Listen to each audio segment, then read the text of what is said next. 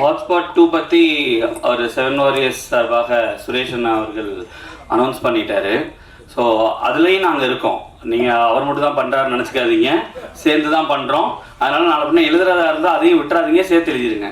ஓகேங்களா? கண்டிப்பாக 2 பேர் சேர்ந்து தான் பண்ணுறோம். அவரோட ஒப்புதல் சொல்கிறேன். என்னண்ணா? ரைட், ஓகே, நன்றி. So now questions are over to press. நீங்கள் கேள்வி கணைகளை தொடுக்கலாம். டைரக்டர் சார், இந்த ஹாட்ஸ்பாட் 2ல அவர்கிட்ட சொன்ன பாக்கி 2 கதை எடுப்பீங்களா சார்? ஆக்சுவலி 8 கதை சார். 8 கதையா? அவர் 4 கதையா சொல்லிட்டாரு. இல்லை, 8 கதை முதல்ல ஒரு சீரீஸா பண்றதா இருந்தது. அதுக்கப்புறம் அதை 4 வந்து ஒரு படமா பண்றதா மாத்தணும். ஸோ 4 கதை அவர்கிட்ட சொன்னேன், அதுதான் பண்றதா இருந்தது. பட் அது 2020 ஆரம்பிச்சது.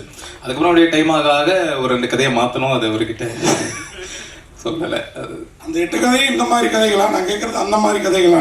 அந்த மாதிரினா எந்த மாதிரி சார்? இந்த மாதிரி கதையா? நீங்க எந்த மாதிரி நினைக்கிறீங்களோ அந்த மாதிரியாவும் இருக்கலாம், வேற மாதிரியாவும் இருக்கலாம், தெரியல சார். அப்புறம் ஒரு விஷயம், நாங்கள் அவங்கள வந்து ட்ரெய்லர் லான்ச் அப்போ கொஞ்சம் கேட்டோம், வருத்தப்பட்டோம் அப்படின்லாம் சொன்னீங்க. அப்புறம் படத்தை ரொம்ப பாராட்டினோம். நான் அதை கொஞ்சம் அட்வான்டேஜாக எடுத்துட்டீங்களோ?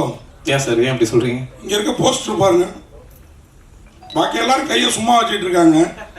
அவர் கையில் மட்டும் அது ஏன் அதை கட் பண்ணிருக்கலாமே சார்? அந்த கேரக்டர் அது சார். அந்த கேரக்டர் தான் படத்தில் இருக்குது. எதுக்கு இங்கே மக்களுக்கு தெரியப்படுத்தலாம் சார். எல்லாத்துலயும் கதை பிடிச்சா எப்படி சார்? இல்ல அதுவும் டாப்ல தூக்கி வச்சிருக்கீங்க. சரி, அதெல்லாம் எதாச்சும் அடிக்கிறேன் சார். போஸ்டர் டிசைனர் தான் திட்டணும் சார். வேலு சொல்றேன், நீங்க பார்க்காமல ஓகே பண்ணிருப்பீங்க. சரி, இந்த அளவுக்கு யோசிக்கல. இந்த அட்வான்டேஜ் வேணாம். நீங்க நல்ல கருத்தை சொல்றீங்க, நேரடியா வந்துடுங்க. இந்த மாதிரி நெகட்டிவ் இது அடுத்த படத்துக்கும் பண்ணாதீங்க. கண்டிப்பா இது வந்து நமக்கு எல்லாருக்குமே சின்ன வயசுல இது என்னன்னு தெரியாது, ஆனா இன்னைக்கு எல்லாருக்குமே தெரியும் சார். ஆனா இந்த அவேர்னஸ் தேவையில்ல. அதான் அது தேவைங்க. ஆனா நம்ம அப்பா நம்ம கையில கொடுத்தா இதெல்லாம் கத்துக்க கொடுத்தாங்க. அது கரெக்ட் தான். அதுக்காக கேட்கிறோம். எனக்கு நானே மீடியாவில் கொஞ்சம் ஜாலியான பர்சன் தான். எனக்கே ஒருத்ததுன்னா மற்றவங்க நிலைமை யோசிச்சு. சரி, அடுத்த வாட்டி யோசிச்சுக்கிறோம் சார். தேங்க்யூ. தேங்க்யூ. ஜனனியை பேசும்போது சொன்னாங்க, ஒரு சில டைலாக்லாம் என்னால் பேச முடியாமல் இருந்தது. அந்த டைலாக்லாம் மாற்ற சொன்னேன். அவ்வளோ வல்கராக டைலாக்லாம் கொடுத்தீங்களா அவங்களுக்கு? எந்த டைலாக் அவங்க மாற்ற சொன்னாங்க சார்? 3 வருஷம் முன்னாடி எடுத்த கதை இது. 3 வருஷம் 4 வருஷமா, அதனால ஞாபகம் இல்லை சார். என்ன டைலாக் தூக்கணும்னு? என்ன டைலாக் தூக்கணும்? நீங்க பேசணும்னு சார் ஆசைப்படுறாரு சார். நிஜமா ஞாபகம் இல்லை, பட் எனக்கு 2-3 லைன்ஸ் வந்து கொஞ்சம் மாற்ற சொன்னதான் ஞாபகம். ஸோ அவ்வளோதான். அதனால தான் நான் ஃபீல் பண்ணேன் கொஞ்சம் டார்ச்சர் பண்ணிட்டணும் அப்படின்னு. மற்றபடி வேறு எதுவும் இல்லை. நிறைய கேள்விகள் கேட்டுகிட்டே இருந்தேன். இது எப்படி இருக்கும், இது எப்படி போகும், அந்த மாதிரி ரொம்ப அவரை கேள்வி கேட்டுகிட்டே இருந்தேன். மேபி அதுதான் அவர் கொஞ்சம் இரிட்டேட் ஆயிருக்குமோ அப்படி சொல்லி நான் சொன்னேன். இதில் ஒரு கேள்வி கேட்டு அப்படிலாம் எதுவுமே தப்பாலாம் இல்லை, கவலைப்படாதீங்க. சாரி,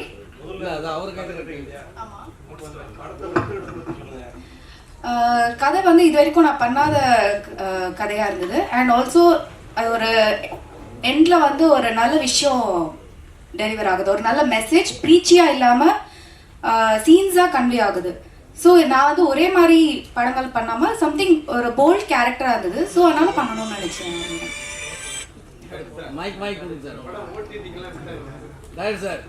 ஒரு ஆண் விபச்சாரின்றது எப்படி உருவாகுச்சு உங்க மனசுல?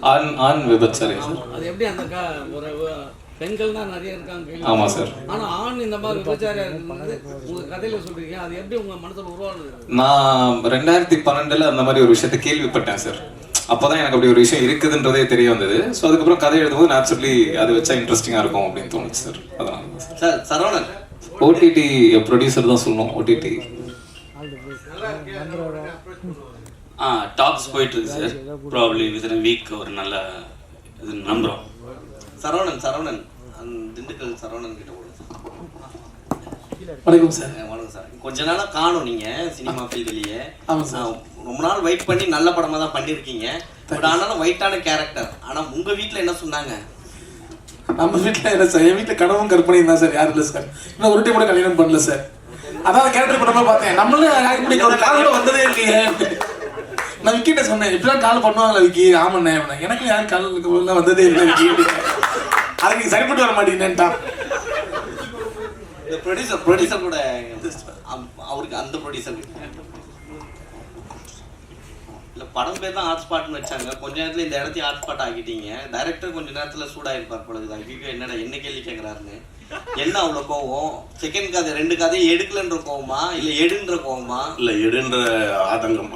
ஏன்னா அந்த 2 கதை ரொம்ப நல்லா இருக்கும், அது வேற லெவலில் இருக்கும். நான் இன்னொரு விஷயத்த சொல்ல மறந்துட்டேன் விக்னேஷ் கார்த்திகை பற்றி. வீணாலே விஜயகாந்த் சார் மாதிரி வெற்றி தான், விஜய் சார் மாதிரி விக்னேஷ் கார்த்திக். ஸோ அவர் மேலே வச்சுக்கிற நம்பிக்கை தான், அது வேற லெவலில் இருக்கும். வெயிட் பண்ணுங்க. அமர் அமர்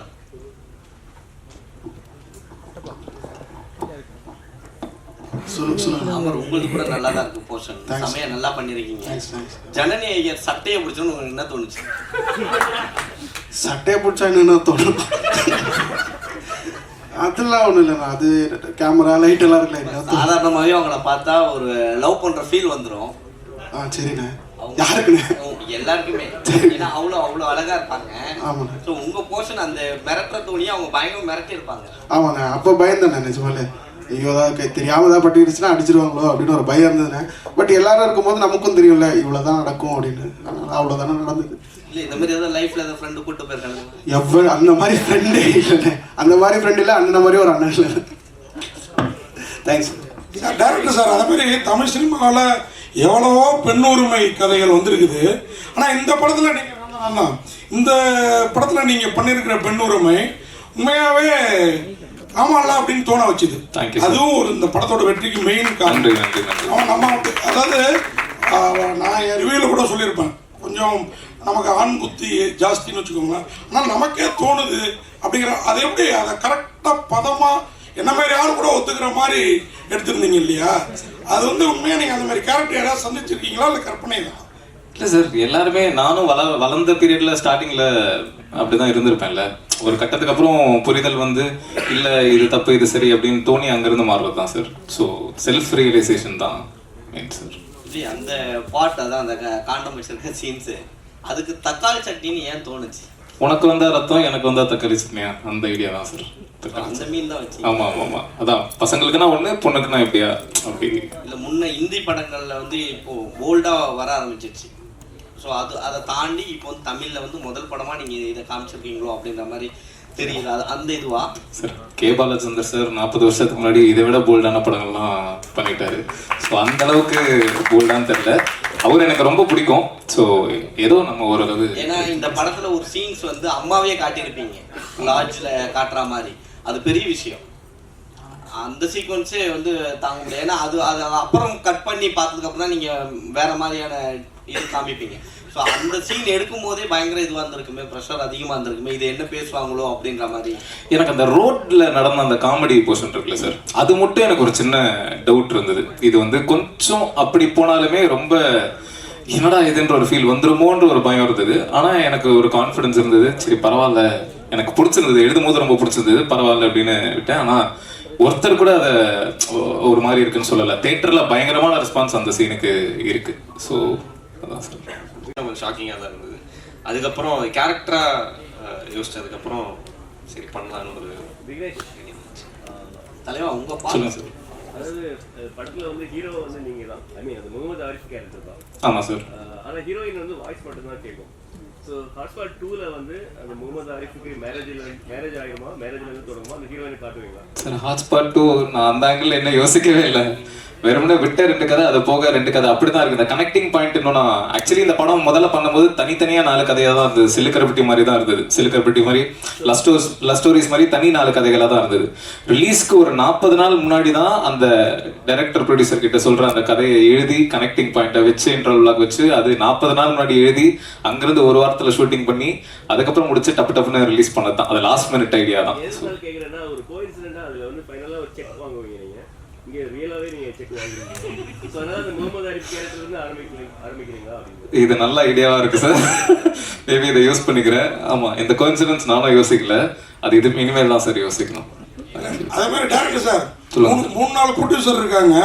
உங்களை நடிக்க வைக்கணும்னா நீங்க ஒரு 10 லட்சம், நீங்க ஒரு 20 லட்சம் அப்படி தனியாகவும் போட்டுடலாமே மீட்ரு. அவரை மட்டும் நடிக்க வச்சிருந்தீங்கல்ல, அதுக்காக கேட்குறேன். அது இருக்கட்டும்.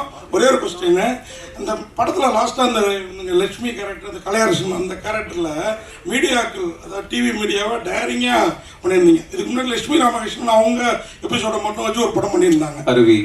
இல்லை சொல்வதெல்லாம் உண்மை, அதான் அருவி அந்த கேரக்டர். ஆனால் வந்து நீங்கள் வந்து டேரிங்க, உங்களுக்கு மீடியா சைட்லேருந்து சப்போர்ட் நல்லாவே இருக்குது.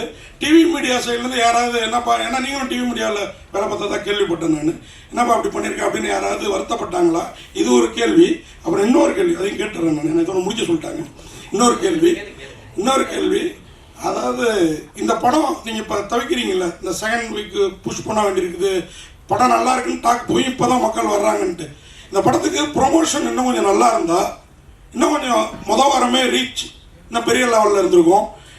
இன்னும் கொஞ்சம் தெரிஞ்ச ஸ்டார்ஸ் இருந்திருந்தா இன்னும் கொஞ்சம் நல்லா இருந்திருக்கும் அப்படின்ற ஃபீல் எங்கேயாவது உங்களுக்கு ஏற்பட்டுதா? ஏன்னா இப்போ ஒரு டிவி பிரகாஷ் கல்வன் பார்த்தீங்கன்னா நாளே கொஞ்சம் தூக்குச்சு, அவருக்கு ஒரு வேல்யூ இருக்கிறதுனால உங்களுக்குமே அந்த அடியில் அது ஏற்பட்டிருக்கும். ஆனால் இந்த படத்துக்கு இப்போ தான் கூட்டம் வருது, ஆனால் உங்களுக்கு தேட்டர் கிடைக்க மாட்டேங்குது, வருத்தப்பட்டீங்க. இந்த ப்ரொமோஷன் சைடு இன்றைக்கி வந்து ஒரு 2 டெய்லியில் விளம்பரம் கொடுத்துட்டு 2 டிவியில் விளம்பரம் கொடுத்தா பத்தாது, அது கொஞ்சம் வீக்காக இருக்குதோன்னு எனக்கு தோணுச்சு. அதை பற்றியும் சொல்லுங்கள் கொஞ்சம். ஓகே, முதல் கேள்வி, மீடியாவில் இருந்து யாரும் என்கிட்ட பேசல. நான் ஃபுல் மீடியாவையெல்லாம் எதுவும் தப்பாக சொல்ல சார். அதில் அந்த மாதிரி ஷோ, அதுவும் அந்த மாதிரி ஷோவில் குழந்தைங்களை இப்படி யூஸ் பண்ணுறது மட்டும்தான் தப்புன்னு சொல்லியிருக்கேன். அவங்க தப்பா யூஸ் பண்றாங்கன்றத நான் சரியா சொல்லியிருக்கேன். என்கிட்ட யாரும் பேசல சார். ப்ரொமோஷன் வந்து தெரியல சார், நல்லா தான் பண்ணிட்டு இருக்கோம்னு நினைக்கிறேன். அதாவது சின்ன படம், சின்ன ப்ரொடியூசர், அவங்களால என்ன பண்ண முடியுமோ அதை கரெக்டா, பெரிய ப்ரொடக்ஷன்னா அது டோட்டலா வேற, சின்ன படம் சின்ன ப்ரொடக்ஷன் அவங்க ஏற்ற மாதிரி பண்ணிட்டு இருக்காங்க. ஆடியன்ஸ் வந்து நீங்க அடியே கம்பேர் பண்ணி சொன்னீங்க, இந்த வாரம் வெள்ளிக்கிழமை ஹவுஸ்ஃபுல் ஆயிடுச்சு எல்லா ஷோவுமே. வெள்ளிக்கிழமை சாட்டர்டே ஷோ ஹவுஸ்ஃபுல் ஆயிடுச்சு, இப்பவே சண்டே ஷோ ஹவுஸ்ஃபுல் ஆயிடுச்சு. ஸோ அந்த வகையில பயங்கர ஹாப்பி தான். நான் ஆதங்கமா என்ன சொல்றேன் அப்படின்னா, ஹவுஸ்ஃபுல் எல்லா ஷோவும், நாளைக்கு ஷோ இன்னைக்கே ஹவுஸ்ஃபுல் ஆகுது, ஆனா ஷோஸ் கம்மியா இருக்கு. ஆடியன்ஸ் தியேட்டருக்கு வர்றதுக்கு அவங்களுக்கு தியேட்டர்ல ஷோஸே ரொம்ப கம்மியா இருக்கு. இப்போ லூக்ஸ்ல 3 மணி ஷோ இருக்கு, அதுக்கப்புறம் ஈவினிங் ஷோ நைட் ஷோ இல்ல. அந்த தியேட்டர்ல பார்க்கணும், அந்த ஏரியால பார்க்கணும்னு நினைக்கிறவனுக்கு வேற ஷோவே அவன் அங்கிருந்து இங்க ஆம்பா மாலுக்கு வரணும், இல்லைன்னா நைட் ஷோ மெரினா மால்ல இருக்கு, ஓஎம்ஆர் மெரினா மாலுக்கு போகணும், வேற எங்கேயும். அதான் ரொம்ப கம்மியான ஷோஸ் இருக்கு. அதுதான் தியேட்டர் சைட்லயும் டிஸ்ட்ரிபியூட்டர் சைட்லயும் ஷோஸ் கொடுத்தீங்க அப்படின்னா சின்ன படங்கள் சர்வைவ் ஆகும். இது எல்லா சின்ன படம் சார்பா தான் நான் சொல்றேன். படம் நல்லா இல்லைன்ற பட்சத்துல ஒண்ணுமே பண்ண முடியாது. பட் நல்ல டாக் இருக்கு, வேர்ட் ஆஃப் மவுத் நல்லா இருக்கு, மக்கள் வந்து பாக்குறாங்க, எல்லாமே பாசிட்டிவ். ஷோஸும் ஹவுஸ்ஃபுல் ஆகும் போது ஷோஸ் இன்க்ரீஸ் பண்ணுங்க அப்படின்றதான் ரெக்வஸ்டா சொல்றேன் சார். சொல்லுங்க சார். சார், இண்டஸ்ட்ரியில இருந்து இன்னும் எத்தனை பேர் பார்த்தாங்கன்னு தெரியல. ஸோ அதனால மஞ்சுபல் வாய்ஸ் கமல் சார் பார்த்து யாராவது அந்த மாதிரி சொல்ற மாதிரி யாராவது பார்த்து சொன்னாங்கன்னா சந்தோஷமா இருக்கும். பாலாசக்திவேல் சார் பார்த்தாரு சார். பார்த்துட்டு அவரு ரொம்ப பிடிச்சிருக்குன்னு வீடியோ கொடுத்திருந்தாரு. டைரக்டர்ஸ் யூனியன் ஷோல பேரரசு சார் அப்ரிஷியேட் பண்ணாரு, அயோத்தி டைரக்டர் வந்திருந்தாரு. ஸோ இந்த மாதிரி நிறைய பேர், ஆனா தனியா அவங்களா பார்த்துட்டு எனக்கு கால்ஸ் வந்து இன்னும் வரல சார். அதான் பார்த்தாங்களானே தெரியல. ஸோ மேபி அவங்களுக்கு வந்து ட்ரெய்லர்னால ஒரு ஹெசிடேஷன் இருக்கலாம் அப்படின்னு நினைக்கிறேன். ஆனா அப்படி கிடையாது. அதான் இது முழுக்க முழுக்க குடும்பங்கள் பார்க்க வேண்டிய, குடும்பங்கள்லாம் குழந்தைகள் அல்லாது குடும்பங்கள் பார்க்க வேண்டிய படம். ஸோ இது முடிஞ்ச அளவுக்கு அதை புஷ் பண்ணிட்டு இருக்கோம். ஸோ பார்த்தாங்கன்னா நல்லா இருக்கும். சுபாஷ் அவர் உங்ககிட்ட தக்காளி சட்னி ஸ்டோரி சொல்லும் போது ஓப்பனிங் சீனே இதான் வைக்க போறேன் அப்படின்னு சொன்னாரா? இல்லை, அது ஸ்கிரிப்ட்லேயே இருந்துச்சு. இதுதான் வந்து அவனோட கேரக்டர், அவன் என்ன பண்ண போறான்றத முன்னாடி ஒரு கிளிம்ஸா வச்சிருந்தாரு. ரெஃபரன்ஸ் இல்லை, இதுக்கு முன்னாடி இந்த கேரக்டர் வந்து மேல் ப்ராஸ்டியூஷன் பற்றி மட்டும் இல்லை, அதில் அவனோட ஐடியாலஜி, லவ் வேற லஸ்ட் வேறன்னு சொல்கிறவனோட ஐடியாலஜி பற்றி தான். ஸோ அதுதான் மெயினான ஒரு விஷயமா. தேங்க்யூ எல்லாருக்கும் மீண்டும் ஒரு முறை நன்றி. குரூப் போட்டோக்கான டைம் இந்த தேங்க்யூ. பிரஸ் எல்லாருக்கும் ரொம்ப நன்றி. தேங்க்யூ. ஹாட்ஸ்பாட் படத்தின் டிஓபியும் ஒன் ஆஃப் த ப்ரொடியூசர்ஸ்